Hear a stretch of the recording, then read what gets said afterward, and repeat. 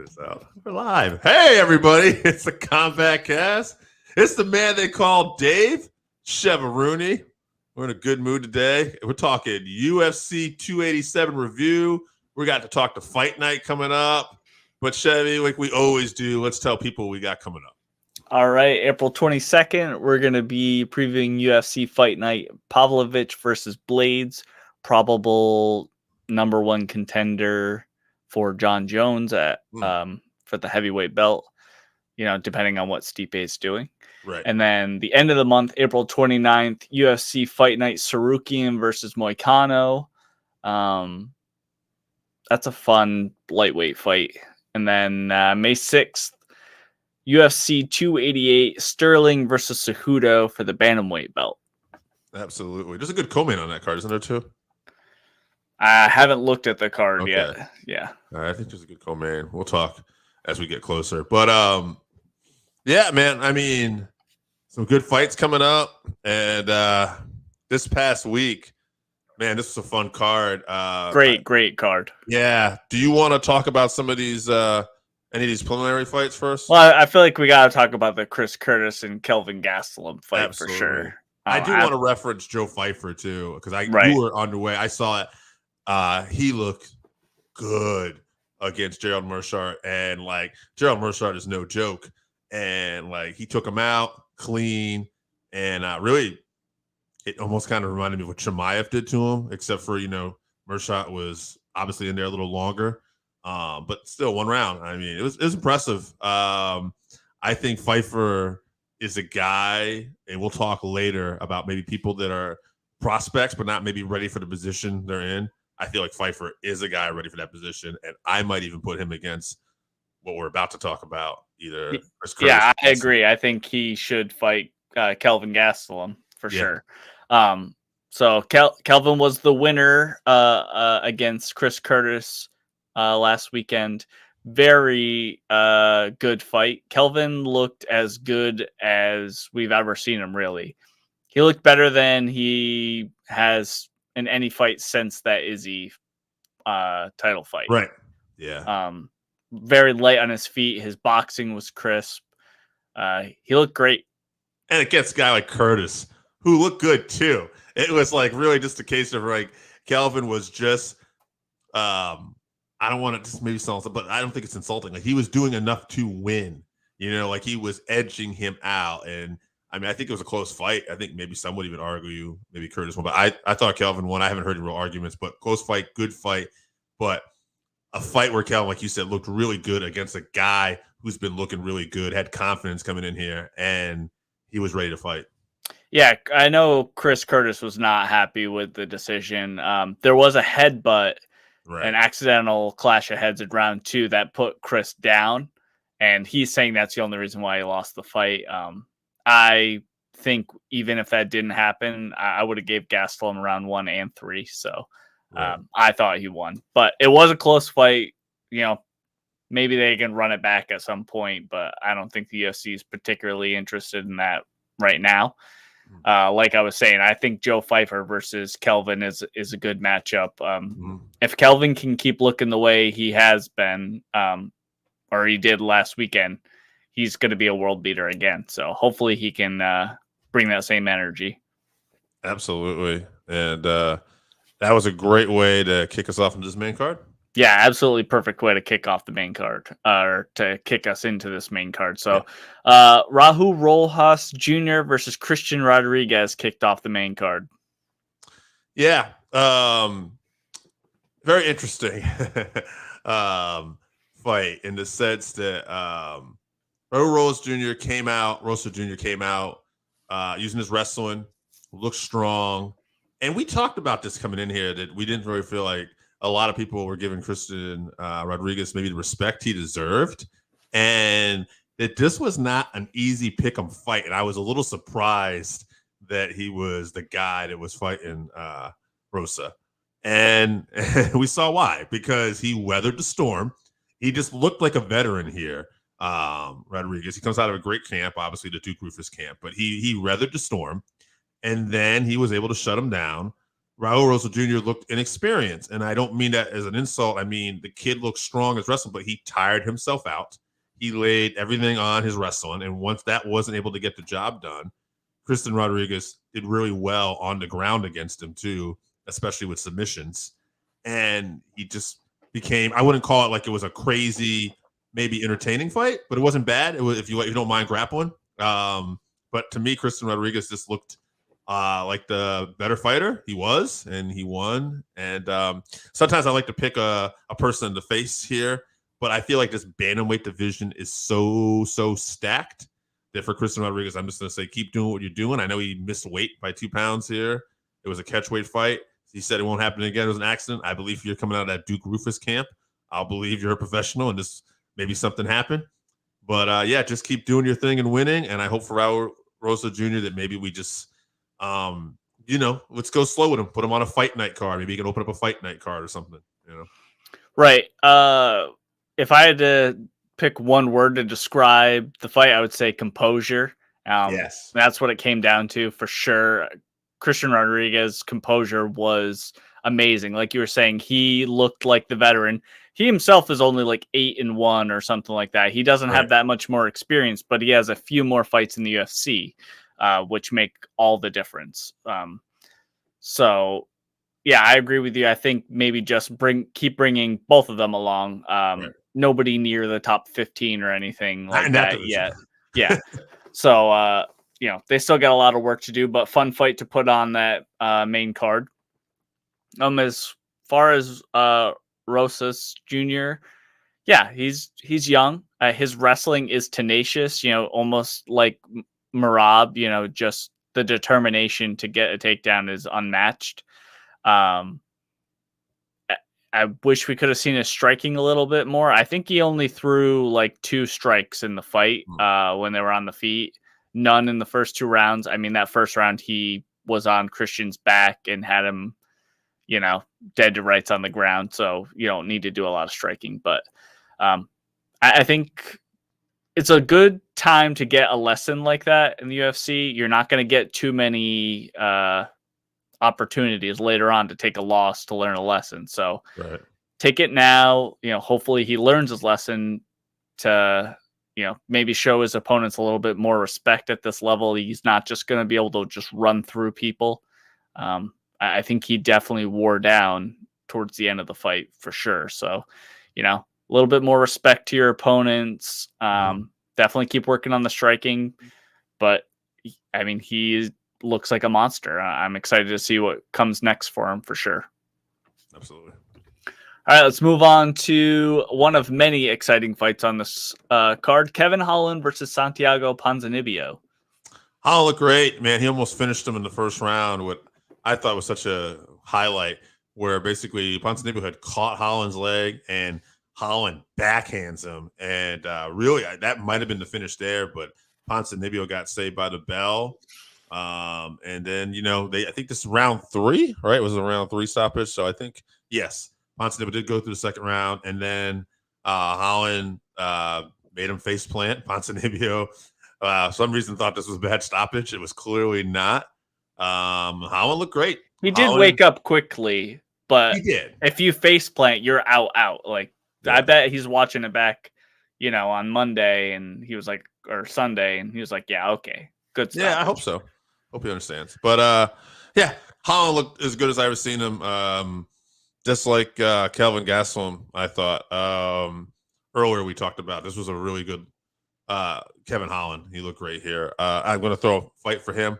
I'd like to see him get a top 15 fight against Michel Pereira.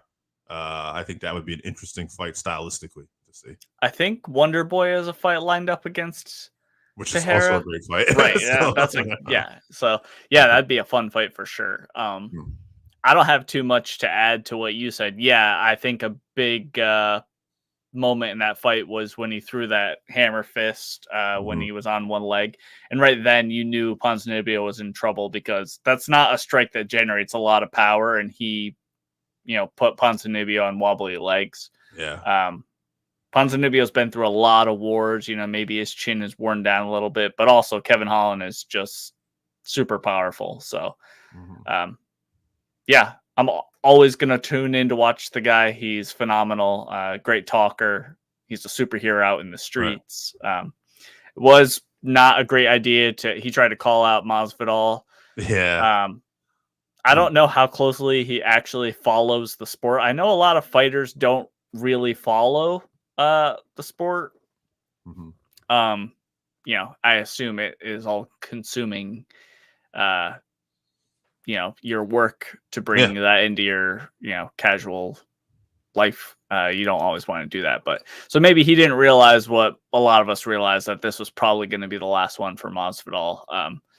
So missed opportunity on a call out, but he did hop the cage and talk to Dana, told Dana that he broke his hand again.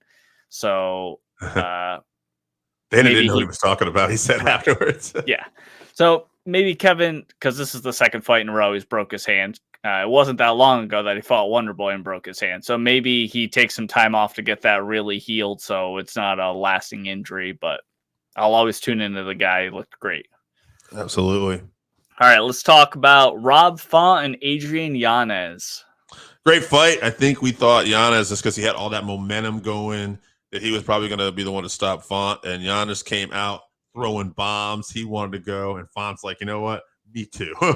And Font was just the better striker here. It was his night, and he looked good. He looked sharp. And Font looked like he was one of the top bantamweights in the world, which is really saying something in that division. He's right outside those tippy top guys, but he's definitely close. And I'm just going to say, I heard this mentioned as a possible fight from somewhere, maybe a press conference, but Davidson Figueiredo is looking to become a bantamweight, and somebody has suggested he should fight Font. All in on that. If that's going to be his first fight at bantamweight, sign me up. I think Font said, yeah, I'll take that fight. Like he'd like to welcome Davison. So that would be an excellent boxing match, basically, for sure. But back to this fight. Yeah, Rob looked like the old Rob. He looked phenomenal. His eye swelling is a bit concerning. You know, we had that bad swelling against Cheeto, and that blew up again pretty quickly. So he's probably that might have rushed him to get the finish, but you know, Yanez kind of played right into that. Another young fighter maybe learned a lesson. He was very upset with himself afterwards. Got to show your opponents at this level a little bit more respect. You can't just get into brawls with people like Rob Font. You know, missed opportunity to showcase his skills against a excellent fighter. So I'm sure he's very disappointed with his performance. I still think the guy is one of the top guys and has potential to be champ in a couple of years for sure. So this is just a bump in the road for him for sure. So I you know, I know he's being real hard on himself on the internet and whatnot, where, you know, people are piling on, but people are also getting behind him and supporting him, which is very good to see. So shout out to Adrian Yanez and congrats to Rob Font. Yeah, absolutely. All right, let's move on to co-main event: Gilbert Burns versus Jorge Masvidal. Burns looked like the better fighter. I really don't even know how else to word this. Burns was getting where we thought Masvidal had a puncher's chance. And don't get me wrong, it was more competitive, say, like in the striking. It still wasn't overall that competitive. Burns looked like he was getting the better to striking. If that was a 5-round fight, I think Burns might have finished him. Burns was definitely better in the grappling, and he mixed it up. Actually, I originally thought Burns should have used his grappling a little early, but then again, he did all right on the feet, and he maybe he was just wanting to know what he could do with the strikes, and I thought he did well. Overall, he said that Jorge was very slippery too, so that might have been why he didn't want to engage in the grappling as much. Yeah, that's right. He did mention that. Yeah. Well, as far as next fights go, if they're not going to give, and it looks like they're not, or Muhammad a title shot, obviously, and I know Rakhmonov has been mentioned, and I know Usman was even mentioned as Muhammad, but I'd like to throw Gilbert Burns' potential fight in there too, with Rakhmonov or Muhammad. I think like either one of those fights would be excellent. Maybe Muhammad versus Usman and Rakhmonov versus Burns, and maybe we could see who has the better showing or who wins, and maybe we could do title eliminator. I don't know, but I think I like that idea right now floating around. Let's have some of these top guys fight each other, and let's see what happens with Covington and Edwards, because it looks like whether we want it or not, that's what's going down next. Right. Yeah. As far as fight, we didn't get the career ending in a KO like so many legends have gotten. So I'm happy for Masvidal. I've said on this podcast, I'm not the biggest fan of how he became I think he outshone his star outshone his skills, but he is, a great fighter, number one, and also one of the best personalities in MMA for sure. So I am a fan of the guy. I just think he got a little bit too much of a push, but very happy that he has made enough money, done well enough that he can go out, unlike so many MMA legends, without getting knocked out and looking terrible. I mean, he had a great showing against a top 5 guy in his hometown, which he finally got to fight in after 20 years of MMA experience, so is not exactly how you'd like it to end, but better than a lot of legends have gone out. So happy for him. As far as Gilbert Burns, I'm not sure what's next for him. I think, like you said, probably one of those options. Probably not fighting Usman again, because we've seen that, but maybe Shavkat or Bilal. They have to do something with those guys. The log jam up at the top is ridiculous. So hopefully Leon KOs Colby, and we get to see one of those, either Bilal or Gilbert, get their shot. Yeah, I like to see we all get the shot, and I actually prefer Covington wrestle or fought Gilbert. I think that would be more, but we're not. I don't think that's happening. So. Right. Yeah, I don't think so either. But all right, Alex Pereira versus Israel Adesanya. There's a smile on your face is talking about this. It was amazing, man. We talked about it. We picked Adesanya on here. You were questioning if we were going with our heart, because Pereira just seemed to have his number, whether it was kickboxing or what. And it's obviously, we talk about it, and all those fights were super close, and Izzy had him almost finished a couple times. But winners find a way to win, and that was the case with Pereira. He's shown in his career, whether it's a kickboxer or MMA, that he knows how to win, and he found ways to win. Well, guess what? Israel's a winner too, and he found a way to win. And I don't know. He said that he was setting traps, and if he is, God bless him. But what confidence that must take to have a guy who's KO'd you, and you're setting a trap where you're buckling him, and you're basically having him throw all your firepower at you, and you're trying just to, engage him to potentially get yourself knocked out, because you're that confident. You can the rope-a-dope, yeah. Yeah, well, it worked. He laid him out.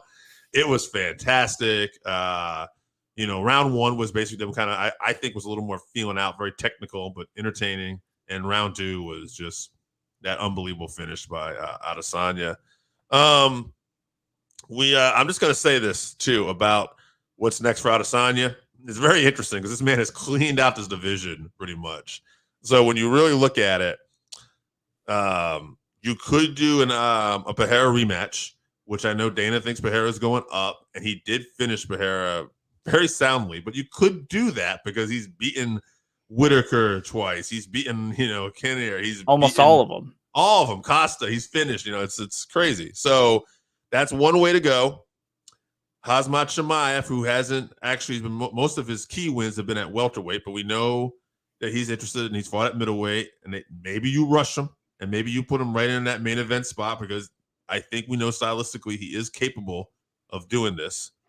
So that's an option. And then it's funny because he says, I hope he keeps winning, but you literally have to go down to number 6, Dricus Duplessis, and he's one of the few guys who hasn't fought Adesanya, and he is on a winning streak. So you could make that fight if you want to.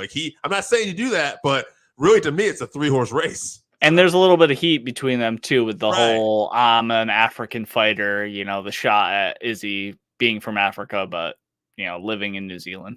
Right. Yeah, I saw that. Yeah. No, and I'll let you talk about the fight too. The only other thing I'll say about the stuff with Pereira's kid, he said it. It was petty. And it is petty. It's also entertaining. I don't know. I laugh my ass off. So whatever. I don't know why Izzy would get that concerned about this, but this guy's an artist and he's eccentric, and it is what it is, man. You can't take away from this guy's night. What a performance! What a victory! Yeah, wow, just wow. He just rises to the occasion. He's that guy, remarkable performance, incredible mental strength, to the resilience to lose 3 fights to somebody, and just the supreme confidence to say, no, I got him this time, and then come out and finish him and finish him the way he did. Pereira was out. Like, out. So, celebration was great. The arrow thing, I don't know. I don't feel super great about the picking on his son thing. No. First of all, that's a child. Yeah. Second of all, if you look at the different camera angles, the kid's in tears already when Izzy points at him and does the thing. So, but I get it. There's a lot of adrenaline. Yeah. I've never been knocked out on a stage like that and had someone embarrass me like that. So I'm not sure that my opinion really matters. So. Mm-hmm. All respect to Izzy, all respect to Pereira, who handled the loss great. They definitely seemed very friendly. I don't know if you saw the video of them talking afterwards. Yeah. Just calling each other great champions and all that. And Izzy telling him to go up to 205 and get that belt or whatever. So I do. Go ahead. I was just going to say, I'll throw this out there too. You could actually do Stylebender and Jamal Hill. I'm not saying they should do that, Pereira, but I just want to say Pereira or Stylebender are great stylistic matchups for the current light heavyweight champion. It would probably be a striking affair, right? And I think that is right in the wheelhouse of these two. Yeah, and then Ankalaev wrecks whoever wins. But you got to almost play around and knowing like you could get Izzy 2 belts right now, or you could set up Izzy and Pereira at light heavyweight for that light heavyweight championship, which probably to me is like the ultimate in terms of like the showdown you would want. But yes, once you get past all these guys and you got Ankalaev and some of these stronger wrestlers at light heavyweight, yeah. I don't think we're gonna see Pereira and Izzy fight again. I bet you see them be pretty friendly from here on out. Maybe Izzy trains with Pereira or something like that. I don't think we're going to see him fight even at light heavyweight. The UFC doesn't want to see Izzy lose again. And that Pereira will just be more rehydrated, have to cut less weight. He'll look even better at 205. Right. So I don't think the UFC wants to do that, but Izzy should be focusing on worrying about Khamzat. I bet he starches Driscus in the second round, lets him tire himself out in the first round, and starches him in the second round embarrassingly like he did to Brunson. But he probably needs a couple wins before that happens. So maybe Izzy just sits out for a little while and lets somebody, emerge as a real contender. I will say this. If you don't pull the trigger on Khamzat Chimaev right now with all this talk at middleweight, you are probably going to put up against Robert Whitaker or Jared Cannonier, and we don't know how that's going to work out. Well, we know that Paulo Costa has been in talks with with Khamzat as well, so that would be a good matchup first too. I think Robert Whitaker is the toughest matchup in the division stylistically for Khamzat. Yeah. So I would like to see that. And then because if Bobby Knuckles can beat Khamzat, I say you give him a third shot at Izzy. There's not that many options. So I'd be okay with that. But just going back to the fight again, just amazing performance. We all jumped up out of our seats like we haven't in quite a while. Not like that anyway. The hype was fantastic. I was feeling the high all the way home. So shout out to Izzy, big fan. So glad that he's one of these guys that can rise to the occasion, and he's probably the face of the UFC at this point. So good for him. All right, let's move on to this fight night card.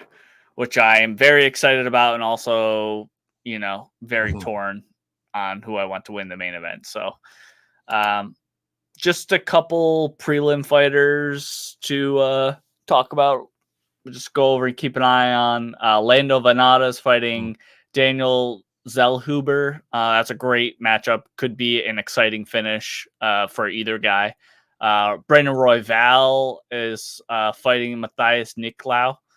Another great matchup. Brandon Royval should be on the main card. He's phenomenal. And Bill Algeo is fighting TJ Brown. That's another great matchup too. So another very good card, back-to-back Fight Night card. I believe, I didn't check the time, but I think this one starts at 8 p.m. Eastern. I saw 8:30, but 8:30, yeah. So it's a little bit earlier. So yeah, it's not those 7 o'clock ones I like, but not the real early ones. Yeah, it'll do. Yeah. All right. Let's get into this main card. Clay Guida versus Rafa Garcia. Garcia is 14-3, 1 KO, 8 subs, 5 decisions. Guida is 38-22, 7 KOs, 14 subs, 16 decisions. It's also the only one I know in Wikipedia has 1 unknown. We don't know how he got this win. Fine. Not sketchy at all. Yeah. So Guida's kind of a win one, lose one fighter, as we talked about in the past at this stage of his career. Garcia is not really he's a guy that can submit you, but Guida's good on the ground. Guida's got a lot more experience, and I don't know. I just don't think that I think Guida's probably going to win this one, actually. Maybe I'm going with my heart here, but we'll see. I wouldn't be surprised because Guida can definitely lose his career, but I feel like this is a very even matchup. I'm going to go with Guida, though, by decision. Yeah, I'm with you. Rafa has great skills, but I don't see him submitting Guida unless Guida makes some huge error. He does get a little bit crazy, so he gets on Rafa's back and slides off and, has to be in his guard or something. He can get submitted or whatever. Definitely see that too. That's probably not going to happen. I'd say most likely it goes to a decision, and in a decision, I'm going to go with Guida. So another win for the 41-year-old vet. All right, move on to Pedro Munoz versus Chris Gutierrez. Man, Chris, he is 19-4, 9 KOs, 1 sub, 9 decisions. He's on a 4-fight win streak. He just beat Frankie Edgar in his retirement fight, but he's won 7 out of his last 8. Like, 1 was a draw too. Like, so he's been on a roll, and he's fighting Pedro Munoz, which is very interesting. So Munoz is 19-5-1, 5 KOs, 8 subs, 6 decisions, and he's only won 1 out of his last 6. So if you're looking at records, you got to think, oh man, like I wouldn't want to go with Munoz. That's very deceptive. So looking closely more at Munoz's record here, if you look at the guys he's lost to, he had a no contest against Sean O'Malley. Eye poke, who beat Jan, although very close. You could argue Jan probably could have won, but still, to be that competitive with Jan, we realize the improvement O'Malley's making. I would argue Munoz might have been winning that round 1. It was early. I think so, too. He lost the decision to Cruz. He lost the decision to Jose Aldo, 2 of the best. He beat Jimmy Rivera. He lost a split to Edgar. That was a different Edgar than who retired recently, and he probably shouldn't have lost that fight, if we're being honest. And then he lost the decision to Aljamain Sterling, the current champ. So this is like a murderer's row, as they would say. He's not getting a break here either. This is a very tough matchup for both guys. Mills is back against the wall, I think, a little bit because of circumstances. I think he needs this win. I think he's going to pull it off. I think it's going to be an exciting fight. I'm going to say this goes to decision because both guys are pretty good. Yeah, Pedro Munoz is a killer, very well-rounded monster, but I think this is Chris's time. Yeah, you might be right. He has the momentum, and his striking is so crisp. He's a little bit longer than Pedro is. Pedro's pretty short, even for bantamweight, and Pedro does get hit. So I think Chris can finish him on the feet, and I think they kind of don't really do a feeling out period. They kind of just get in there, bell rings, they go to war. So I'm going to say TKO for Gutierrez in round 1. Okay. And thinking of going to war, do Yeah. you think possibly this next fight too? Yeah, Tanner Boser versus Ian Cutelaba. Cutelaba is 16-9-1, 12 KOs, 2 subs, 2 decisions. He's on a 3-fight losing streak. This guy is always going to just be right in your face, though. Boser is 29-1, 11 KOs, 2 subs, 7 decisions. And I'm just curious, I forgot to check. Is he on a losing streak as well? He's lost 3 out of his last 4. So both these guys need to win. Both are going to come out here swinging. It's really hard to say. I think I'm going to go with Cutelaba. I think he's maybe hits a little harder. Maybe. I don't know. It's going to be, I think these guys are pretty evenly matched, but I think someone's going down. So I'm going to pick Cutelaba in round 2. I'm going to say TKO. Yeah, I'm not sure what the betting odds are, but I know Cutelaba has been on a slide. Right. I think he's been fighting the toughest guys, and I know Tanner is another one, but I just have a feeling about Cutelaba. I think he gets this one back, this time, and I assume a quick brawl. Maybe. Oh, what's up? That's my cat, guys. But I'm gonna go with Cutelaba. I think maybe we get a little engagement on the cage, and then they just brawl when they break apart and somebody gets KO'd, caught, similar to last week's finish of Adesanya and Pereira. So I'm going to go with Cutelaba, round 1 KO. There we go. All right, another fun fight. This is a great card. Justin Jacoby versus Asmat Mirzakhanov. 12-0, 9 KOs, 1 sub, 2 decision. Jacoby's 18, 6-1, 11 KOs, 1 sub, 6 decisions, and he's won 4 out of his last 5. I would argue probably Justin Jacoby's had a little bit more strength of schedule in his fighting career so far. He's coming off a split decision loss to Clete Roundtree. This is going to be a great test for that undefeated record there. I'm going to go with the prospect. I'm going to go with Asmat just because that undefeated record, 9 KOs. I say this is a war. I say we're going to have another war possibly on our hands, and I'm going to say he does it in round 2 as well. Yeah, I really have no idea who to pick in this one. Dustin has been quietly beating everyone for a long time now, but Asmat has looked phenomenal in his few UFC fights. But I think I'm just going to go with Dustin because he's so tough. Yeah. But I think it's a toss-up. I'll be shocked if it goes the distance. So I'll say round 3 TKO for Dustin. Yeah. Let's move on to the next one. Edson Barbosa versus Billy Quarantillo. All right. This is co-main event too. Featherweights. Billy Quarantillo. He is 17-4, 8 KOs, 5 subs, 4 decision. Barbosa 22-11, 13 KOs, 1 sub, 8 decision, 2-fight losing streak, and he's lost 5 out of his last 7. Is Barbosa on the downslide at this point in his career? I think so. Unfortunately. But I was thinking, you know what? Stylistically, I think this is going to be fireworks, and that kind of plays in Barbosa's hand a little bit, I would think. I think he can still go. And so I was going to pick Barbosa, but as I look closely at this fight, I just can't do it. I don't know. I just feel like this is just not his time anymore. So I'm going to go with Quarantillo, and I'm going to say a round 3 finish. TKO. Yeah, huge opportunity for Billy to get his name, to build his name here. I love Edson, but he just doesn't seem like the same guy anymore, like you were saying. I think it's going to be a tough night in the office for him. He's always dangerous, so he's, always in it.